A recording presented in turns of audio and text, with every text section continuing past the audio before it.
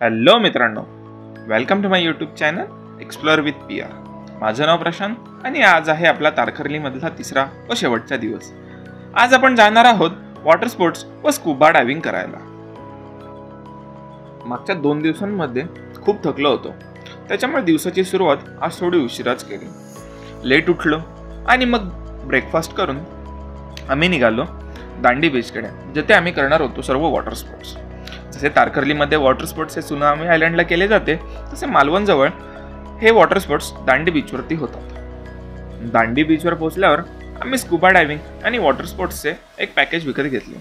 या पॅकेजमध्ये scuba diving सोबतच आम्हाला banana ride, jet ski ride, bumper ride आणि पॅरासिलिंग या राईड्स इन्क्लूड होत्या. हे सर्व पॅकेज आम्हाला ऑलमोस्ट 1000 रुपयामध्ये मिळाले. सीझननुसार हे रेट्स कमी जास्त होत असतात. सिंधुदुर्ग किल्ल्याच्या बाजूला स्कुबा डायव्हिंगसाठी एक स्पॉट आहे, जिथे पाणी ऑलमोस्ट 30 ते 35 फूट खोल आहे. आता आपण तेथे आलो आहोत.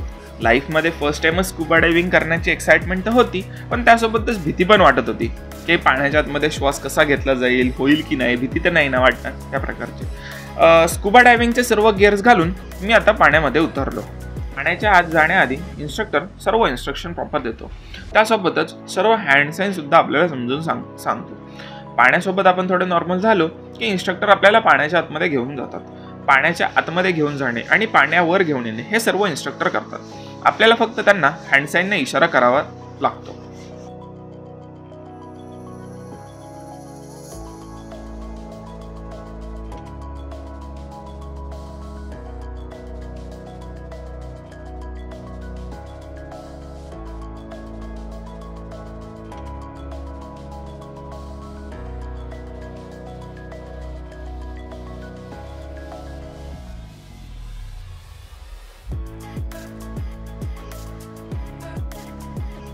फायनली स्कुबा डायव्हिंगची उत्सुकता पूर्ण करण्यासाठी मी पाण्याखाली गेलो आणि अचानक माझ्या सोबतालचा संपूर्ण रंग बदलला. तो निळसर आणि हिरवा झाला. येथे एक संपूर्ण वेगळे जगच होते, परंतु हे जग आपण डेली पाहतो तसे नव्हते. संपूर्ण शांतता होती आणि एका पॉईंटला मला माझ्या हार्टबीटचा आवाज येत होता. आम्ही खूप सारे मासे बघितले, वेगवेगळे रंगीबिरंगी कोरल्स आणि प्रवाळसुद्धा पाहिले. माझ्या आजूबाजूला पोहत असलेले मासे बघून एकदम छान वाटले. पाण्याखाली ऑलमोस्ट 20 मिनिटे झाली, तरी मला फक्त 5 मिनिटं झाल्यासारखी वाटत होती. फायनली हा सर्व अनुभव घेऊन मी पाण्याबाहेर आलो.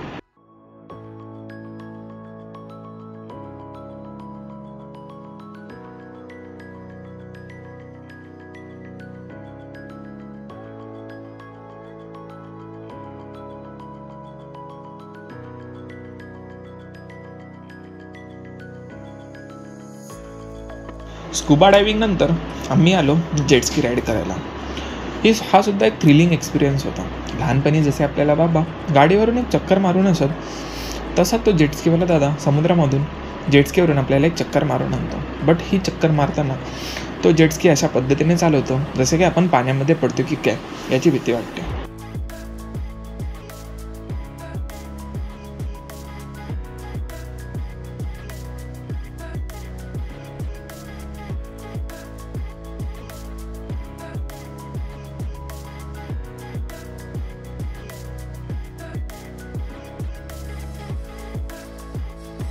जेट स्की नंतर आम्ही गेलो बनाना राईड करायला.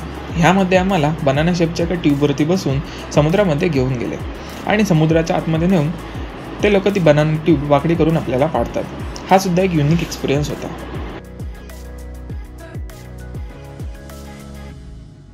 फायनली सर्व राईड करून आम्ही आलो पॅरासिलिंग राईड करायला. पर्सनली मला हाईटची खूप भीती वाटत होती, म्हणून मग मी ऑलरेडी घाबरलो होतो.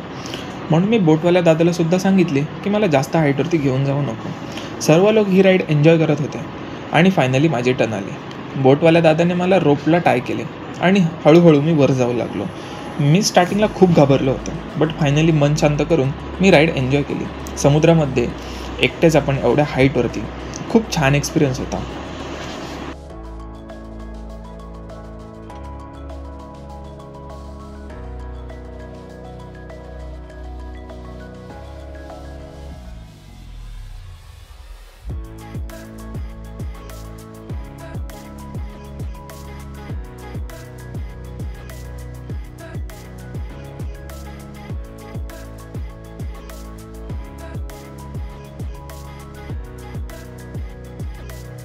तर मित्रांनो, असा होता सर्व वॉटर स्पोर्ट्स आणि स्कुबा डायव्हिंगचा एक्सपिरियन्स.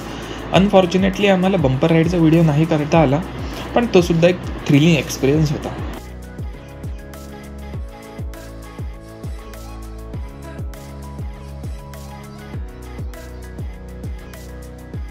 वॉटर स्पोर्ट करून आम्ही हॉटेलला आलो. थोडा वेळ आराम केला आणि फ्रेश झालो आणि नंतर तारकर्लीजवळ असलेल्या एका नेवती नावाच्या बीचकडे गेलो.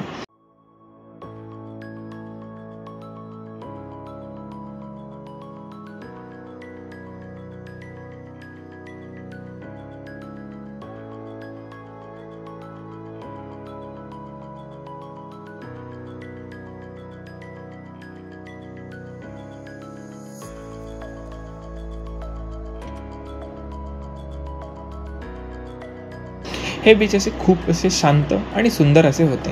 लोकांची वर्दळ फार कमी होती. सो जर तुमची एक मोठी फॅमिली असेल तर तुम्ही ह्या बीचला नक्की भेट देऊ शकता. तिकडे आम्ही लंच केला, बीचवरती फोटो वगैरे काढले, थोडा वेळ बीचवरती खेळलो सुद्धा आणि मग हॉटेलला रिटर्न आलो.